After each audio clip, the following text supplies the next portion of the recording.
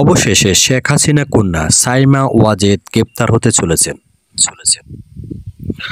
আলোচিত দুর্নীতি মামলার আসামি সাইমা ওয়াজেদ পুতুলকে গ্রেপ্তারের ইন্টারপোলের মাধ্যমে সহযোগিতা কামনা করেছেন ঢাকার বাংলাদেশ পুলিশ। দেশ ছেড়ে পলাতক এই আসামিকে আন্তর্জাতিক সহযোগিতার মাধ্যমে দেশে ফিরিয়ে আনার প্রক্রিয়া জোরদার করা হয়েছে।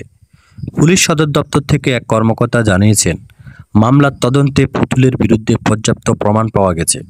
তিনি বর্তমানে বিদেশে অবস্থান করছেন বলে গোয়েন্দা সূত্রে জানা গেছে। ফলে তাকে দেশে ফিরিয়ে এনে বিচারের মুখোমুখি করতে ইন্টারপোলের সহযোগিতা চাওয়া হয়েছে।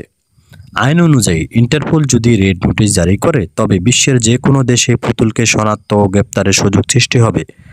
এতে করে বাংলাদেশ ফিরিয়ে আনা সহজ হবে, আশা করছেন সংশ্লিষ্ট কর্মকর্তারা।